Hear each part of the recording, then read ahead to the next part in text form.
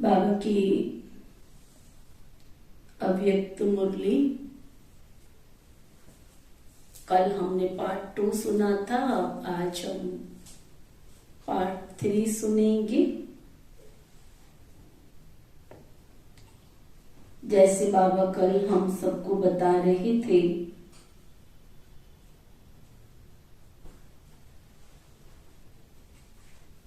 कि जबकि हम संपूर्ण समर्पण बन गए हैं,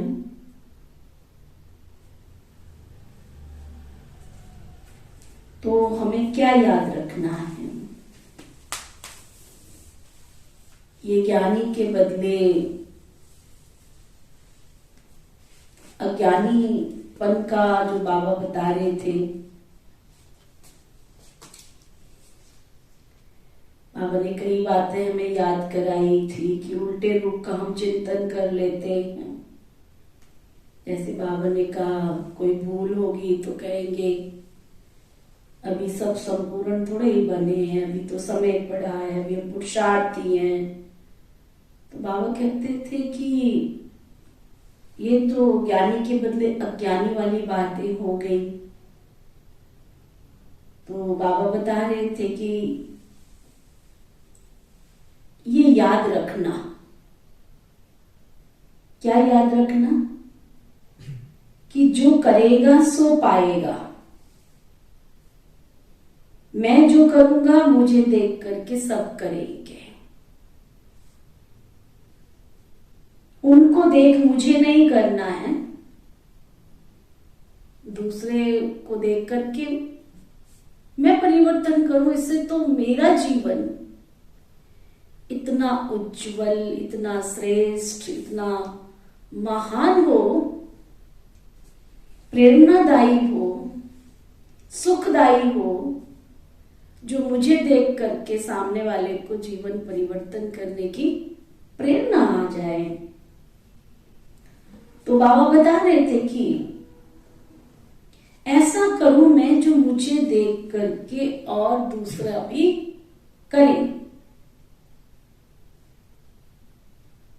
तो ये छोटी छोटी बातें उल्टे रूप में जो धारण कर ली है ना, ज्ञान का सही एडवांटेज जो लेना चाहिए ना, उसके बदले उल्टे रूप से कई ज्ञान को प्रयोग में ले आते हैं। तो प्रयोग करने से पुरुषार्थ में कमी आ जाती है। ये पुरुषार्थहीन की बातें हैं, लेकिन समझते हैं कि यही पुरुषार्थी जीवन है। इसलिए ये तो ज्ञान की पॉइंट्स अपने पुरुषार्थ की कमी को छिपाने के लिए साधन बना रखे। समझ रहे बाबा क्या कह रहा है? समझ में आ रहा है? ये जो पुरुषार्थ शब्द, हम तो पुरुषार्थी हैं, पुरुषार्थी। बाबा कहते हैं पुरुषार्थी शब्द से क्या कर रहे हैं? हम अपनी कमियों को छिपाते रहते हैं बस। तो बाबा कहते हैं इन साधनों को मिटाओ, सभी समस्याएं आपस मिट जाएंगी, आप ही खत्म हो जाएंगी। जब ये तुम्हारे जीवन से ही निकल जाएगा ना, मैं पुरुषार्थी हूं, तो बाबा कहते हैं सारी कमियां खत्म हो जाएंगी। 4 शक्तियों को धारण करना है तो एक ही ईश्वरीय शक्ति। कहने में तो एक ही ईश्वरीय शक्ति आती है, परंतु धारण करने का जब समय आता है तो बाबा कहते हैं उस रीति से कहा जाता है, स्पष्ट करने के लिए कहा जाता है।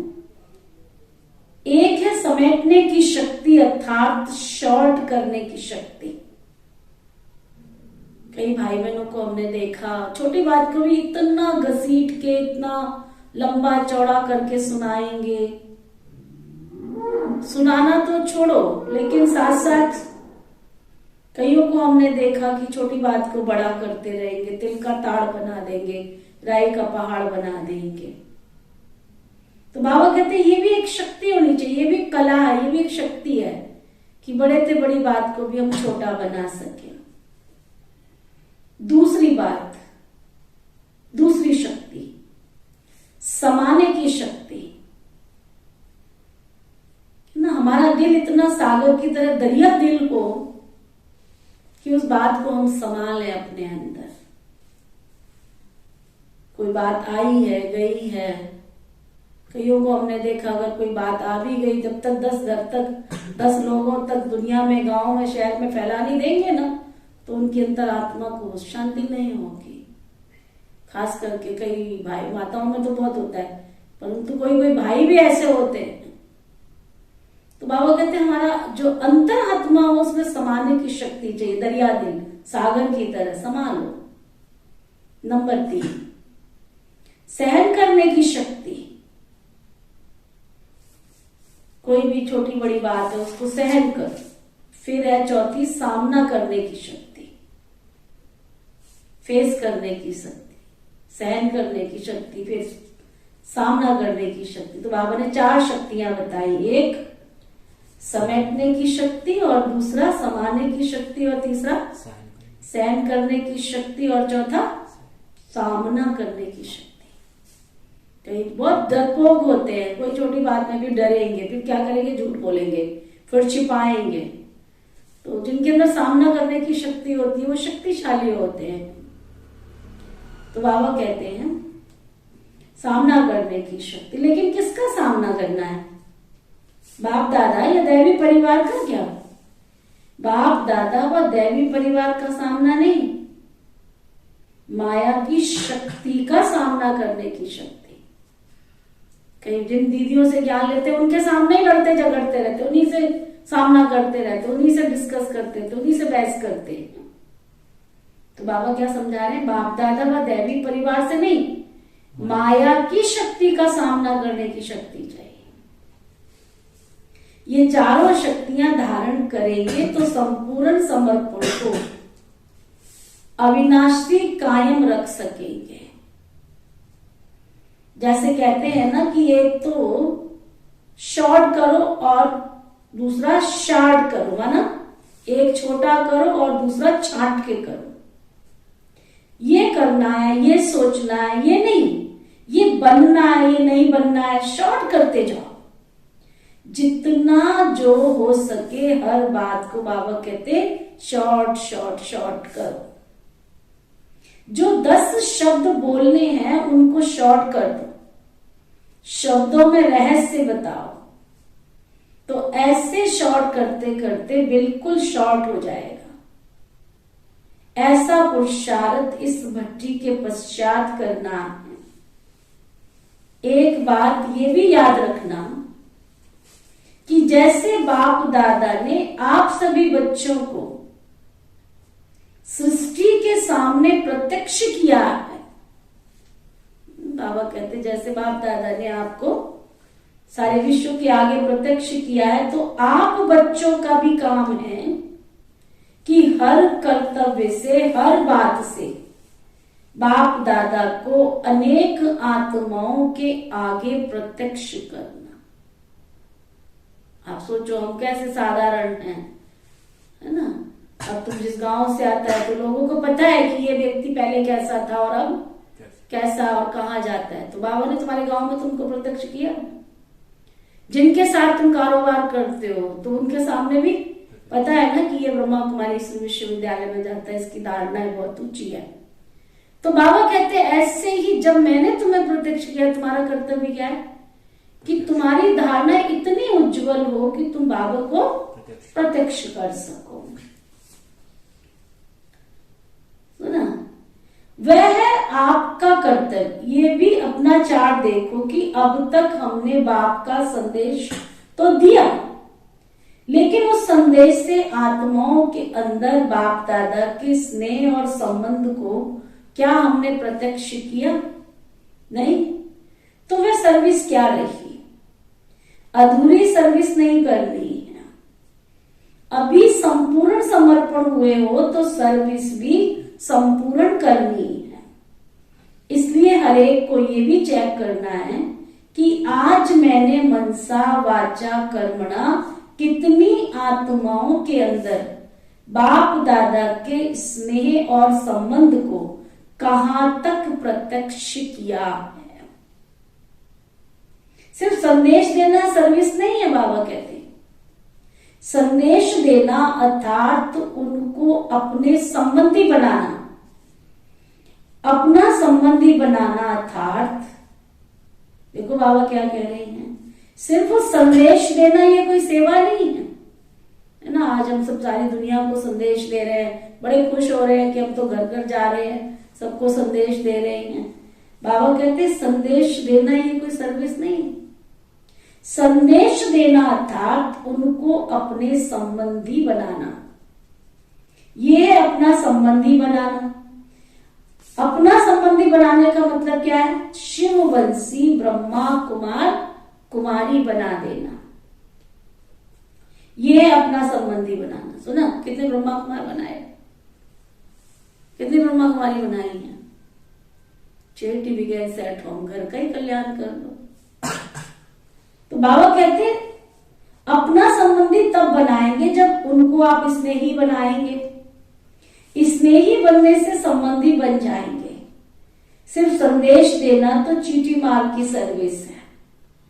सुना बाबा कहते हैं भले तुम बड़ा सोच रहे हो, तो घर घर जा रहे हैं, संदेश दे रहे हैं, बहुत बड़ी सेवा कर रहे हैं। बाबा कहते हैं तो चीटी मारने की सेवा है। दुनिया के अंदर ये आवाज फैलाओ कि बाप दादा अपने कर्तव्य को कैसे गुप्त वेश में कर रहे हैं, उनको इस स्नेह, इनको संबंध में ले आओ। है तो सभी आपके संबंधी ना, तो संबंधियों को अपना संबंध याद कराओ। बिछड़ी हुई आत्माओं को स्नेही बनाओ।